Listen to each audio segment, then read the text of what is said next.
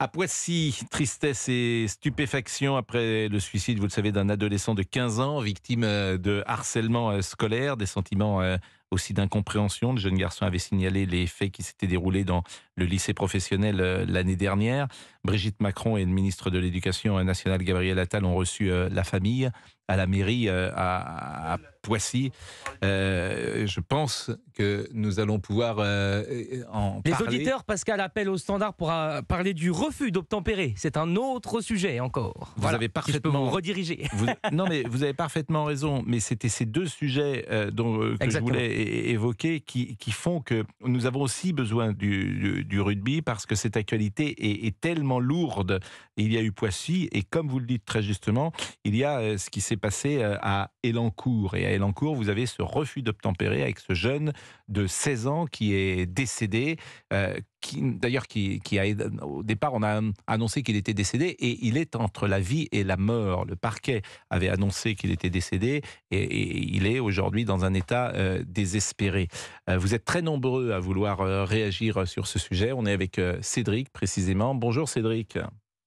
Bonjour Pascal. Et merci d'être avec nous. Vous vouliez prendre la parole sur un sujet, je le dis, qui nous change d'atmosphère par rapport à ceux que nous avons abordés depuis le début de cette émission.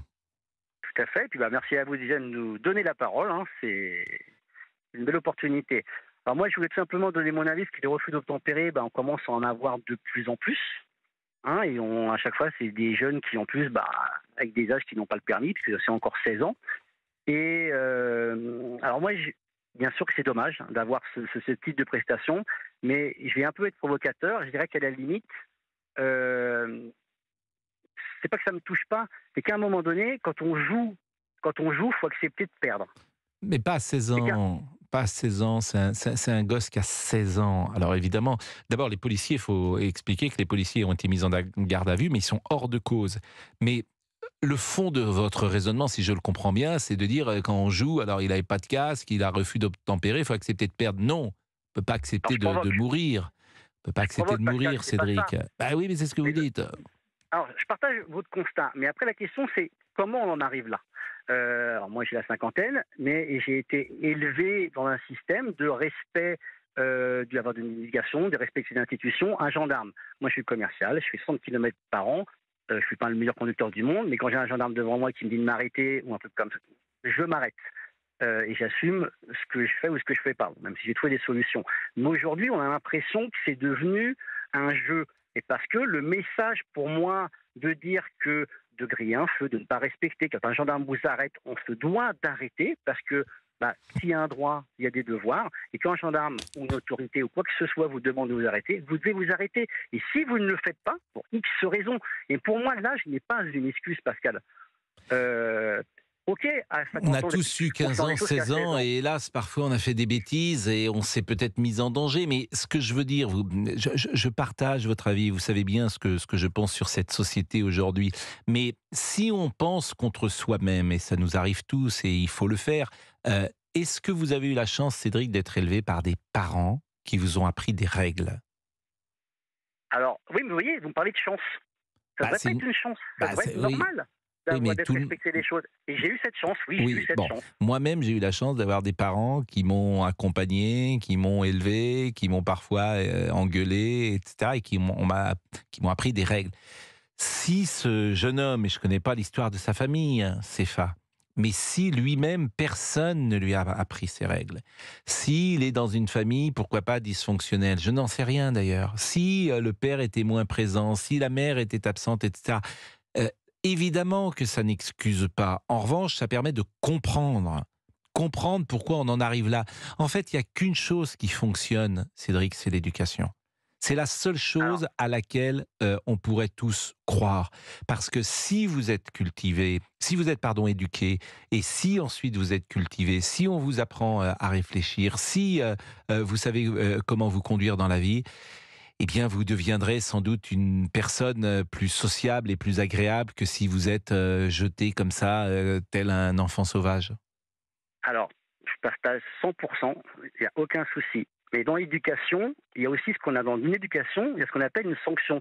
Vous avez des enfants, j'en ai aussi, et vous avez un enfant, vous lui dites bien, attention, Si vous lui dites attention, si tu fais pas ça, tu auras une punition. Si vous lui donnez pas Oui, la mais si punition, lui-même n'est il n'y a pas plus accompagné, moi d'autorité. je ne connais pas son histoire à ce jeune Sefa. Mais Pascal, J'apprends qu'il moi, avait on m'a déjà toujours dit. des armes, qu'il était connu défavorablement des services de police et qu'il était à bord d'une Hum, moto sans casque et une moto qui n'était pas homologuée. Donc évidemment, je vois bien qu'il y a des choses dans l'éducation qui n'ont pas fonctionné.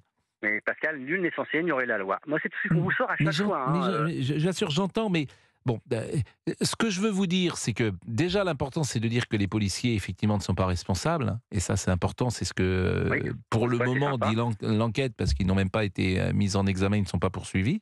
Donc, ce qu'on comprend, c'est que une voiture est sortie d'un parking, visiblement, en roulant très faiblement.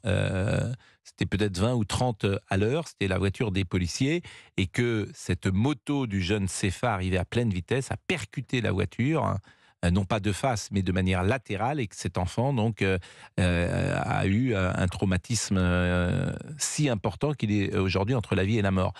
Un Ça, c'est coma. les circonstances de l'accident. J'observe d'ailleurs que la France Insoumise jette de l'huile sur le feu, et notamment Jean-Luc Mélenchon, ce qui n'étonnera personne, puisqu'il remet en cause cette version. Et puis il y a également l'avocat de la famille du jeune Sefa, Yassine Bouzrou, qui, lui, a expliqué que c'était la voiture des policiers qui avait percuté la moto.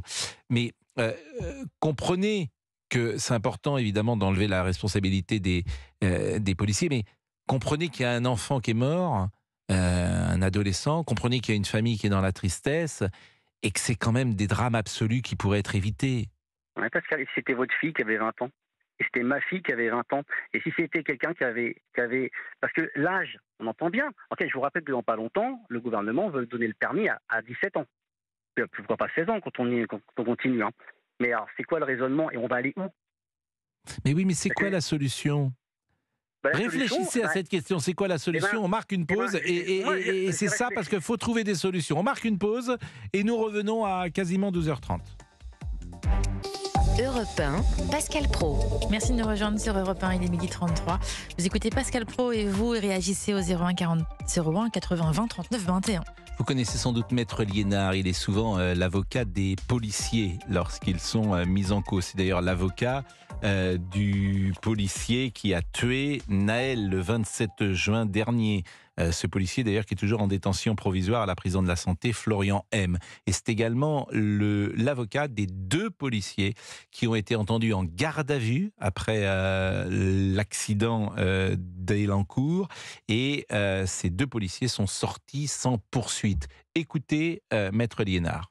Bien, il faisait un rodéo, donc il faisait des roues arrière avec une motocross qui n'avait évidemment pas le droit de conduire dans ces conditions-là puisqu'elle n'est pas homologuée.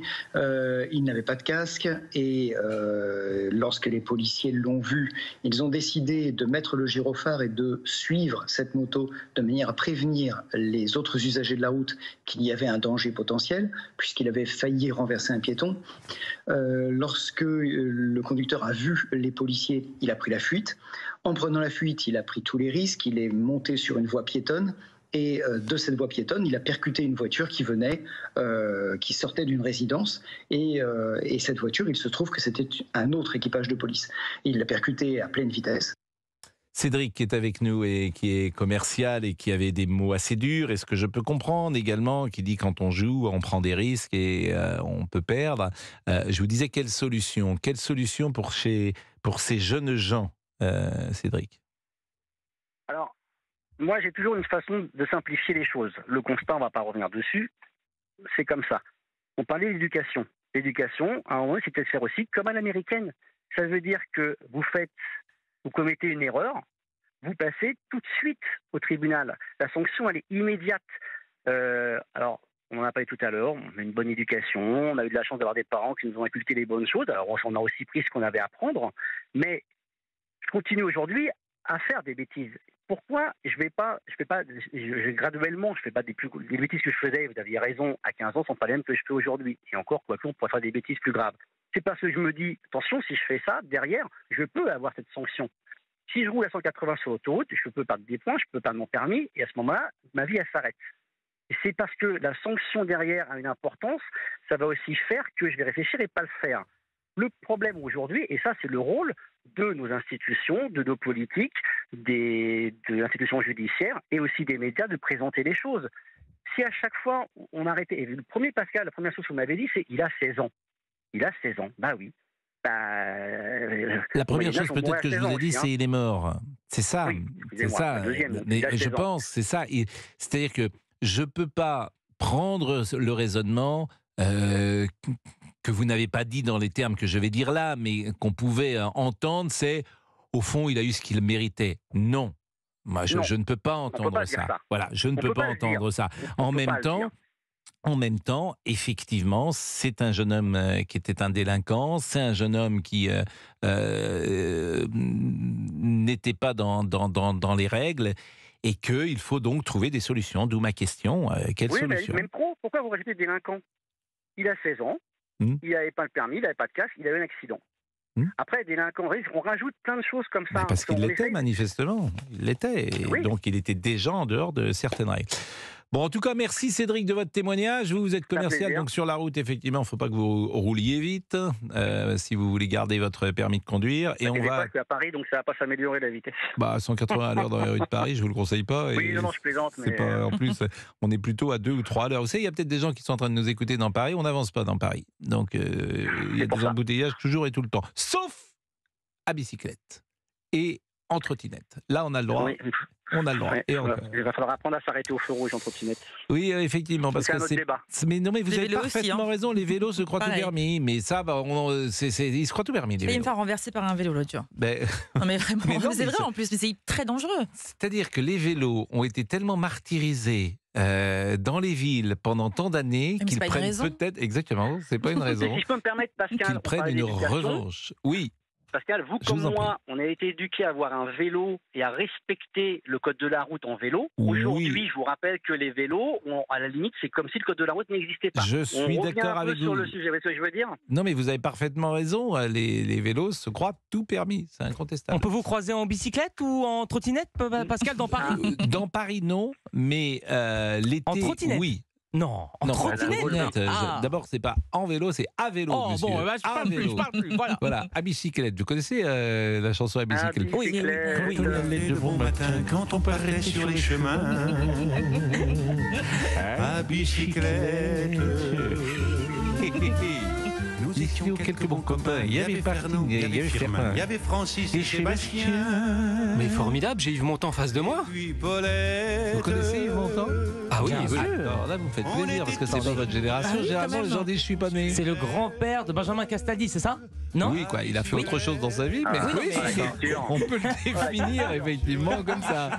Est-ce que vous pouvez citer un film d'Yves Montand ? Non, mais attendez, Pascal, là j'ai du travail, je dois un film d'Yves Montand. Non, mais un film d'Yves Montand. Il y a un film. Manon des Sources, Jean de Florette. Je l'ai vu. Police Python 357, Le choix des armes, Z, L'aveu. Très bien, oui. Non, mais je les ai formidable, c'est un comédien. Et chez Jerry Rosalie. C'est magnifique chez Jerry Rosalie. On va marquer une pause ? Oui, marquons une pause. Je vous embrasse. À tout de suite. Il est 12h39 sur Europe 1. Jusqu'à 13h sur Europe 1.